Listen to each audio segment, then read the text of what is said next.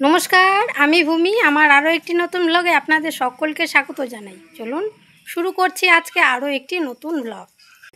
এখন বাজে হলো সকাল 8:42। আমি সকাল 8:42 থেকে ব্লগটা শুরু করছি। আর এত সকালে আমাদের ভাত হয়ে গেছে। আজকে হলো বৃহস্পতিবার, আর আমি সকাল সকাল রান্না করছিলাম, কেননা সকালে আমাদের খাবার ভাত খেতে লাগে, যে যার মতো কাজে বেরিয়ে যায়। আর আমি এদিকে রান্না করছিলাম, মা এদিকে পুজো দিয়ে দিল। মায়ের পুজো দেওয়া শেষ, এখন আমরা সকালের খাবারটা খেয়ে নেব।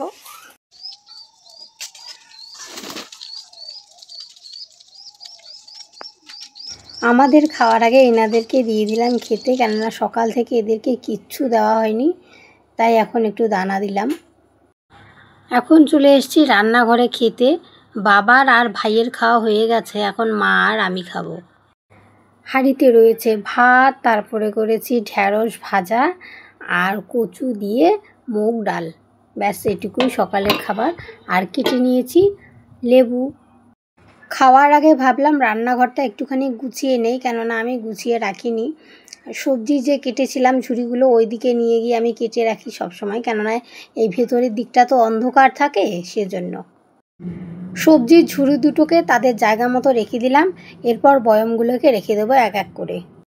আজকে যেহেতু সকালে মুগ ডাল রান্না করেছিলাম, তাই মুগ ডালের বয়ামটা টেবিলেই রেখে দিয়েছি অমনি করে। তারপর শুকনো লঙ্কা দিয়েছিলাম মুগ ডালে, সেই বয়ামটা উপরেই রেখে দিয়েছিলাম। ওই বয়াম দুটোকে আমি জায়গা মতো রেখে দিলাম। এরপর ভাবলাম যে কাপগুলোকেও ঠিকঠাক জায়গা মতো রেখে দিই। কাপগুলোকেও একটা একটা করে এবার আমি তুলে রাখছি। কাপগুলোকে তুলে রাখতে গিয়ে দেখুন না কেমন একটা কাপ হাত ফসকে পড়ে গেল, আর দেখি কাপটা ভেঙে যায়নি, ঠিকঠাকই আছে। এদিকটায় আমার কাজ প্রায় হয়ে এসেছে, এখন ভাত বেড়ে নিয়ে মা আর আমি খেয়ে নেব। সকালের খাওয়া দাওয়া সেরে প্রতিদিনের মতো যে যার মতো কাজে বেরিয়ে পড়েছে। আর এদিকে আমি দুপুরবেলা বসেছিলাম, এসেছিল একটা ঠাম্মি ঘুরতে, তো ওনাকে তো আর এমনি এমনি ফিরিয়ে দেওয়া যায় না, তাই ভাবলাম আমি ওনাকে একটু শরবত করে দিই। শরবত করে দিচ্ছি এই কারণে, কেননা আজকে যা গরম পড়েছে, তাই শরবতটা খেলে ভালো লাগবে। আর যদি আমি চা করে দিই গরমে, তাহলে ওনাকে আরও বেশি গরম লাগবে, তাই আমি শরবতে করে নিয়ে গেলাম। ব্যাস শরবতটাও আমি ঢেলে নিলাম 4টে গ্লাসে। 4টে গ্লাসে এই কারণে, ওখানে ঠাম্মি এসেছে, কিন্তু ওনার সাথে আরও একজনকে নিয়ে এসেছেন। আর ঘরের ভেতর ভাইও রয়েছে, ওরা হলো 3 জন, আর আমি একজন, হলো 4 জন। এই জন্য 4 জনের জন্য 4টে গ্লাস।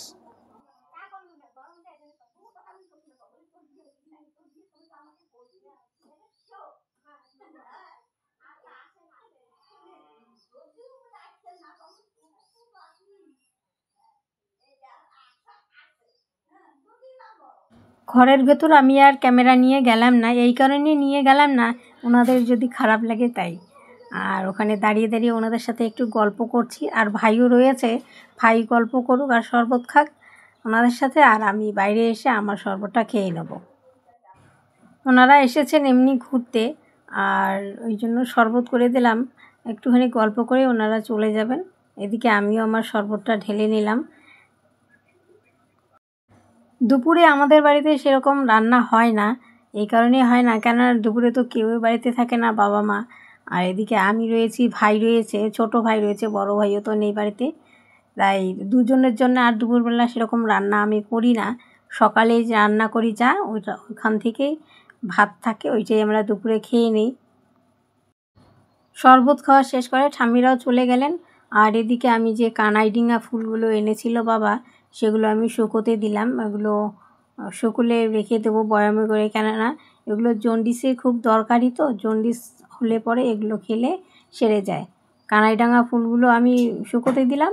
আর তার পাশে হচ্ছে যে ধনের বীজগুলো ছিল, সেগুলোও আমি শুকোতে দিলাম। এই দুপুরের পর বিকেল থেকে আবার আমি ব্লগটা শুরু করলাম। এখন হচ্ছে আমি ঝাড় দিচ্ছি, ওই একই তো কাজ রোজ রোজ করতে হয়। সারা দিনের পর বিকেলে আমি একটুখানি ঝাড় দিয়ে নিচ্ছি। আর ঝাড় না দিলে চলে, দেখুন না কেমন জঙ্গলে ভর্তি হয়ে গেছে, দিয়ে দিচ্ছি ঝাড়। আর সারাদিনে তো পাতা কত কিছু পড়েছে, ঝাড় না দিলে কি চলে। আর এই দিকটা ঝাড় দেবো, তারপর ওই দিকে সামনের উঠোন, দরজার রাস্তার ওই দিকের, এই দিকের, অনেক ঝাড় দিতে হয় আমার। আর এখন ক্যামেরাম্যান হচ্ছে আমার ভাই, ও হলো ক্যামেরা করে দিচ্ছে, তা ভালোই হলো, আমার আর ক্যামেরা সেট করতে হলো না। না হলে আমার এদিকে একবার ক্যামেরা সেট করতে হয়, ওইদিকে গিয়ে ক্যামেরা সেট করতে হয়, আবার দেখেও নিতে হয় যে কেমন কোথায় কি দেখাচ্ছে না দেখাচ্ছে, দেখতে পাওয়া যাচ্ছে কি না যাচ্ছে, সেটা একটা বিশাল বড় কাজ। তাই ও ক্যামেরা করে দিচ্ছে, আমার বেশ ভালোই হলো। আর সব থেকে বেশি জঙ্গলে ভর্তি হয়ে যায় এই জায়গাটায়। এখানে রয়েছে একটা বাতাবি লেবুর গাছ মাঝখানে, তার মধ্যেও রয়েছে ওইদিকে বাঁশঝাড়। তাই কি করতে হয়, ঝাড় তো দিতেই হবে, জঙ্গলে যা ভর্তি হয়ে যায়। আর এই দিকটাতে হচ্ছে বাঁশঝাড়ের পরে রয়েছে একটা ছোট্ট নদী খাটাজানি। বর্ষাকালে যখন বন্যা হয়, এখনই তো হলো বর্ষাকাল, কিন্তু ওই যে বৃষ্টি নেই দেখে মনেই হয় না যে এখন বর্ষাকাল। যাই হোক, যখন বৃষ্টি হবে, বন্যা হবে, তখন আপনাদের দেখাবো নদীর জল কত দূর পর্যন্ত আসে আমাদের এই দিকটায়। আর শুধু একটা নয়, আমাদের এখানে মোট 3টে নদী রয়েছে। দেখাবো বর্ষাকালে, দেখবেন অবস্থা কেমন হয়ে যায়।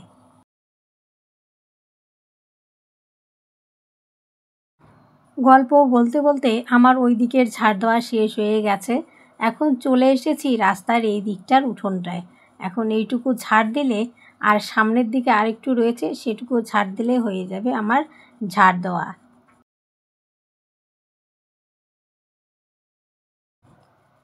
এগুলো হলো প্রতিদিনের কাজ, এগুলো তো করতে হয় প্রতিদিন, দুবেলা 3 বেলা করে তো ঝাড় দিতে হয়, বাড়ির সমস্ত কাজ তো করতেই হবে, না করলে কি আর চলে।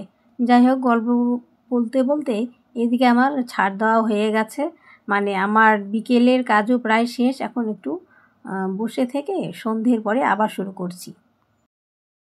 সন্ধে নয়, আমি একেবারে রাতের বেলা থেকে ব্লগটা শুরু করছি। রাতের বেলা বলতে অনেকটাই রাত হয়ে গেছে, 10টা বাজতে চলেছে প্রায়। আর এদিকে মায়ের রান্না করাও হয়ে গেছে, আমরা খেয়েও নিয়েছি। আর এখন ঘরে এসে চুলটা একটু বেনুনি করে ঘুমিয়ে পড়বো। আর চুলটা যদি আমি এইভাবে ছেড়ে দিয়ে রাখি, সকালবেলা উঠে একদম জট পাকিয়ে যাবে, সেটা আর চিরুনি করার যোগ্যই থাকবে না। তাই আগেভাগে চুলটাকে একটু যত্ন সহকারে রেখে দিচ্ছি আর কি।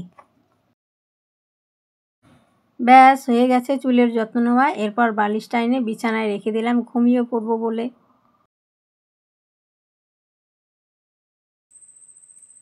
এখন বাজে রাত 10টা 17, আমাদের রাতের খাবার খাওয়াও হয়ে গেছে। আর বেশি দেরি করব না, তাড়াতাড়ি করে ঘুমিয়ে পড়বো। তাই আজকের ব্লগটা এখানেই শেষ করছি, ফিরে আসছি আরও একটি নতুন ব্লগ নিয়ে। ততক্ষণ আপনারা সকলে ভালো থাকুন, সুস্থ থাকুন এবং সাবধানে থাকুন।